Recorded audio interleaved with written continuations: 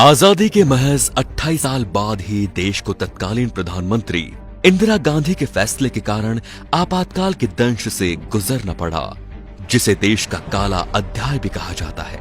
25-26 जून की रात को आपातकाल के आदेश पर राष्ट्रपति फखरुद्दीन अली अहमद के दस्तखत के साथ देश में आपातकाल लागू हो गया। अगली सुबह समूचे देश ने रेडियो पर इंदिरा गांधी की आवाज में संदेश सुना कि भाइयों और बहनों, राष्ट्रपति जी ने आपातकाल की घोषणा की है, लेकिन इससे सामान्य लोगों को डरने की जरूरत नहीं है।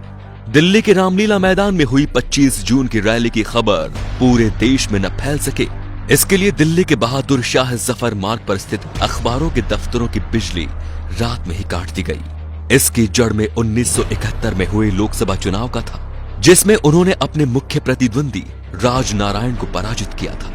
लेकिन चुनाव परिणाम आने के 4 साल बाद राजनारायण ने हाईकोर्ट में चुनाव परिणाम को चुनौती दी। 12 जून 1975 को इलाहाबाद उच्च न्यायालय के न्यायाधीश जगमोहन लाल सिन्हा ने इंदिरा गांधी का चुनाव निरस्त कर उन पर 6 साल तक चुनाव न लड़ने का प्रतिबंध लगा दिया और श्रीमती गांधी के चिर प्रतिद्वंदी राजनारायण सिंह को चुनाव में विजय घोषित कर दिया। राजनारायण सिंह की दलील थी कि इंदिरा गांधी ने चुनाव में सरकारी मशीनरी का दुरुपयोग किया, तय सीमा से अधिक पैसा खर्च किया और मतदाताओं को प्रभावित करने के लिए गलत तरीकों का इस्तेमाल किया। अदालत ने इन आरोपों को सही ठहराया था। इसके बावजूद श्रीमती गांधी ने इस्तीफा देने से इनकार कर दिया। इंदिरा गांधी ने अदालत के इस निर्णय को मानने से इनकार करते हुए सर्वोच्च न्यायालय में अपील करने की घोषणा की और 26 जून को आपातकाल लागू करने की घोषणा कर दी। उस समय आकाशवाणी ने रात के अपने एक समाचार बुलेटिन में ये प्रसारित किया कि अनियंत्रित आंतरिक स्थितियों के कारण सरकार ने पूरे देश में आपातकाल की घोषणा कर दी है।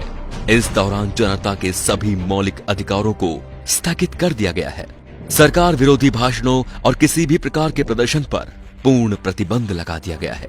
इसका आधार वो प्रावधान था जो धारा 352 के तहत सरकार को असीमित अधिकार देती है। इंदिरा जब तक चाहे सत्ता में रह सकती थी। लोकसभा विधानसभा के लिए चुनाव की जरूरत नहीं थी। मीडिया और अखबार आजाद नहीं थे। सरकार कैसा भी कानून पास करा सकती थी। मीसा और DIR के तहत देश में 1 लाख से ज्यादा लोगों को जेलों में ठूंस दिया गया। आपातकाल के खिलाफ आंदोलन के नायक जयप्रकाश नारायण की किडनी कैद के दौरान खराब हो गई थी। देश के जितने भी बड़े नेता थे, सभी के सभी सलाखों के पीछे डाल दिए गए।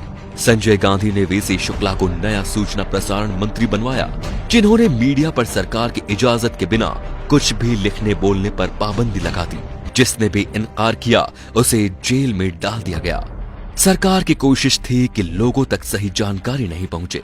उस कठिन समय में नरेंद्र मोदी और RSS के कुछ प्रचारकों ने सूचना के प्रचार प्रसार की जिम्मेदारी उठा ली। इसके लिए उन्होंने अनोखा तरीका अपनाया। संविधान, कानून, कांग्रेस सरकार की ज्यादतियों के बारे में जानकारी देने वाले साहित्य गुजरात से दूसरे राज्यों के लिए जाने वाली ट्रेनों में रखे गए। ये एक जोखिम भरा काम था, क्योंकि रेलवे पुलिस बल को संदिग्ध लोगों को गोली मारने का निर्देश दिया गया था। लेकिन नरेंद्र मोदी और अन्य प्रचारकों द्वारा इस्तेमाल की गई तकनीक कारगर रही। एक तरफ देश भर में सरकार के खिलाफ बोलने वालों पर जुल्म हो रहा था, तो दूसरी तरफ संजय गांधी ने देश को आगे बढ़ाने के नाम पर 5 सूत्रीय एजेंडे परिवार नियोजन, दहेज प्रथा का खात्मा, वयस्क शिक्षा, पेड़ लगाना, जाति प्रथा उन्मूलन पर काम करना शुरू कर दिया था। कहा जाता है कि लोगों की जबरदस्ती नसबंदी कराई गई।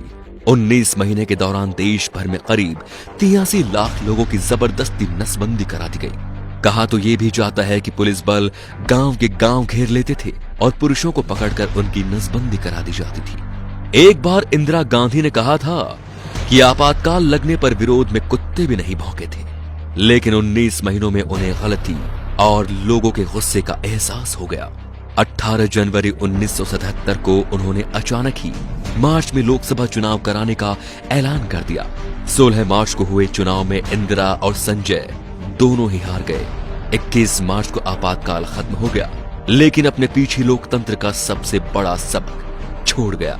तो दोस्तों, इंदिरा गांधी ने अपना राजनीतिक करियर बचाने के लिए इस आपातकाल की घोषणा की। इस आपातकाल का कदम क्या सही था? क्या लोकतंत्र का चौथा स्तंभ कहे जाने वाली मीडिया को जेल में डालना सही था? इन सारे सवालों को लेके आपकी क्या राय है कमेंट बॉक्स में जरूर बताएं। हमें आपका इंतजार रहेगा। और वीडियो पसंद आया हो तो लाइक कीजिए और वीडियो को शेयर जरूर कीजिए। धन्यवाद।